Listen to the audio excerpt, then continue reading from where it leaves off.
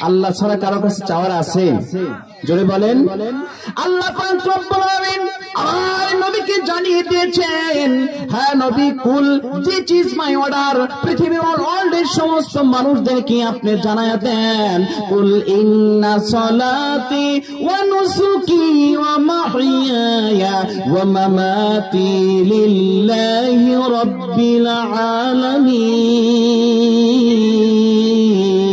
আল্লাহু আকবার।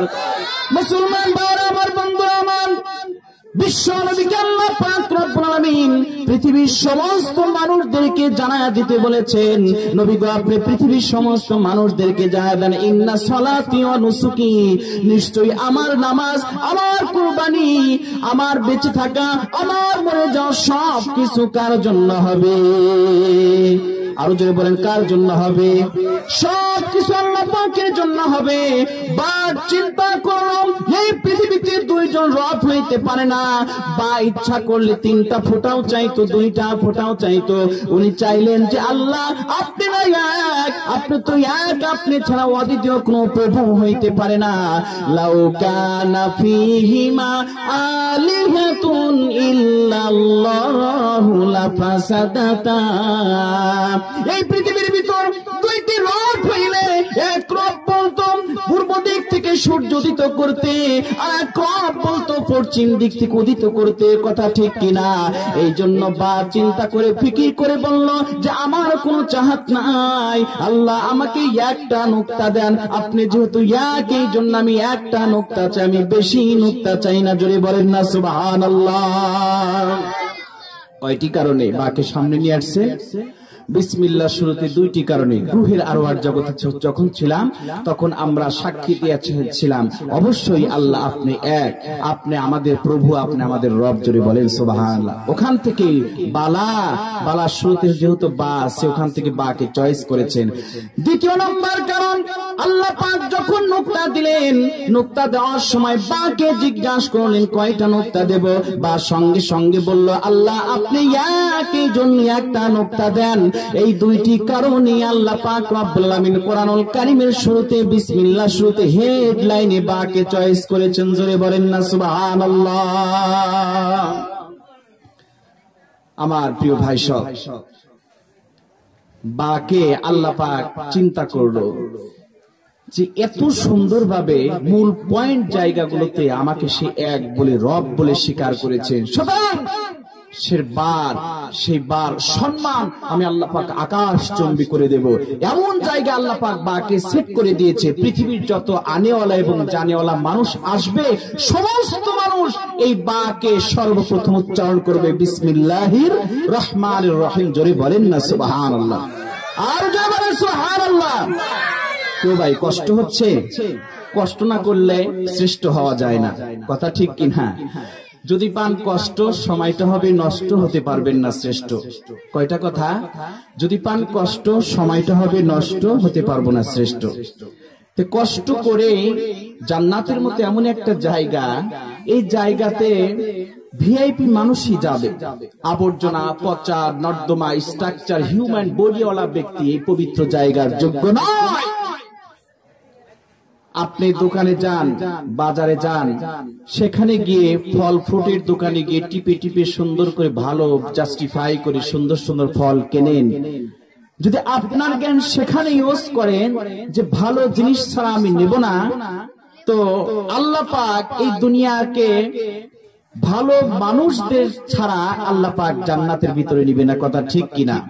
আপনি বাজারে গেলে পচা জিনিস নেন না, ভালো জিনিস চয়েস করে আপনি ব্যাগে নিয়ে আসেন। তা আল্লাহ পাক এমন একটি দামি জান্নাত তৈরি করে রেখেছেন, ভিআইপি জান্নাত রেখেছেন। সেই জান্নাতের ভিতরে এমন পচা নর্দমা, যাদের ঈমান নষ্ট হয়ে গেছে গুনাহ করতে করতে, হিউম্যান বডি আল্লাহর পথ থেকে যারা বিনষ্ট হয়ে গেছে, তারা কিভাবে সেই পচা নর্দমা ব্যক্তিটির দেহটাকে আল্লাহ পাক জান্নাতে দিবে? কথা ঠিক কিনা? জান্নাতে যাবে পুত পবিত্র হয়ে। জোরে বলেন না আল্লাহু আকবার। আল্লাহ রাব্বুল আলামিন কোরআনুল কারীমের ভিতরে ঘোষণা করে দিয়েছেন, ইন্নাল্লাযীনা আমানু ওয়া আমিলুস সালিহাতি কানাত লাহুম জান্নাতুল ফিরদাউসি নুজুলা। যারা ঈমান আনবে এবং আমলে সালেহ করবে আল্লাহ পাক রব্বুল আলামিন তাদের জন্য এমন একটি জান্নাত রেডি করে রেখেছে, বান্দা ওই জান্নাতের ভিতরে একবার যাবে তো আর জীবনে সেই জান্নাত থেকে বের হবে না। জোরে বলেন না সুবহানাল্লাহ। মুসলমান ভাইরা আমার, বন্ধুরা আমার, জান্নাত কত বড় হবে। হযরত জিবরাইল আলাইহিস সালাম আল্লাহ পাক রব্বুল আলামিনকে বলেছিলেন, আল্লাহ আপনি এত বড় জান্নাত তৈরি করে রেখেছেন, আপনি একবার আমাকে অর্ডার করেন না, আমি একটু জান্নাতুল ফেরদাউসটা দেখতে চাই। আল্লাহ পাক রব্বুল আলামিন হযরত জিবরাইল আলাইহিস সালামকে বললেন, হ্যাঁ জিবরাইল, জান্নাতুল ফেরদাউস এত বড় বড়, তুমি জান্নাতুল ফেরদাউস ঘুরে কখনো দেখে কোশ্চিন কালেও তুমি শেষ করতে পারবে না। জোরে বলেন না সুবহানাল্লাহ। এত পাওয়ারফুল একজন ফেরেশতা হযরত জিবরাইল আলাইহিস সালাম, যিনি স্বয়ং বিশ্বনবী সাল্লাল্লাহু আলাইহি ওয়াসাল্লাম পুরো কোরআন নাযিল করতেন, কোরআনের হরফ, কোরআনের আয়াতগুলো আমার নবীর কাছে নাযিল করতেন। জোরে বলেন না সুবহানাল্লাহ। শুধু তাই নয়, মা হালিমার কাছে বিশ্বনবী সাল্লাল্লাহু আলাইহি ওয়াসাল্লাম যখন ছিলেন, যখন তার টাইম শেষ হয়ে গেল, তৎকালীন সময়ে তো বাচ্চাদেরকে গ্রামের নির্মূল পরিবেশে রেখে আসা হতো। দুধ মা হালিমার কাছে বিশ্বনবী সাল্লাল্লাহু আলাইহি ওয়াসাল্লাম কয়েক বছর ছিলেন। থাকার পর যখন টাইম শেষ, ওভার হয়ে গেছে, মা আমিনা আনার জন্য গেছেন, নবীজিকে আনার জন্য যায়। তো মা হালিমা বলে যে আমার তো বাচ্চা লালন পালন করা এটা আমার পেশা, তা আমার জীবনে আমি কত বাচ্চায় আনলাম আর ফেরত দিলাম, কিন্তু বিশ্বনবী সাল্লাল্লাহু আলাইহি ওয়াসাল্লামের মতো এত সুন্দর চেহারাওয়ালা একটা বাচ্চা আমার জীবনেও আমি দেখি না। জোরে বলেন না সুবহান। আর একটু জোরে। আমার প্রিয় ভাই সব, এটা কিন্তু একটা ক্লাসরুম, কথা ঠিক কিনা? এটা কেমন ক্লাসরুম? এই ক্লাসের পরীক্ষা দুনিয়ার জগতে না, এই ক্লাসের পরীক্ষা আখিরাতে হবে। জোরে বলেন না সুবহানাল্লাহ। 1 থেকে 1.5 ঘন্টার একটা ক্লাসরুম। এখানে হচ্ছে তাকওয়ার ব্যাটারি চার্জ হয়। কিসের ব্যাটারি? মানুষ মোবাইলের ব্যাটারি চার্জ কমে গেলে ফোন অফ হয়ে যায়, মানুষেরও তো একটা তাকওয়া নামক ব্যাটারি আছে, যেটা বাম দুধের স্তনের নিচে কলবের ভিতরে একটা ব্যাটারি, তাকওয়া নামক ব্যাটারি সেট করা, স্কাল্প বলা হয় যেটাকে, এটাকে চার্জ করতে হয়। আর এটা চার্জের বিষয়বস্তু হচ্ছে কোরআন এবং হাদিসের সার নির্যাসগুলো এটা ঢুকাইতে হয়। যত আপনি দিবেন তত আল্লাহর ভয় আপনার ভিতরে চলে আসবে, তত আপনার হিউম্যান বডি স্ট্রাকচার তত ভূত পবিত্র হবে, তত আল্লাহ পাককে দেখা আপনার সহজ হয়ে যাবে। জোরে বলেন না সুবহানাল্লাহ।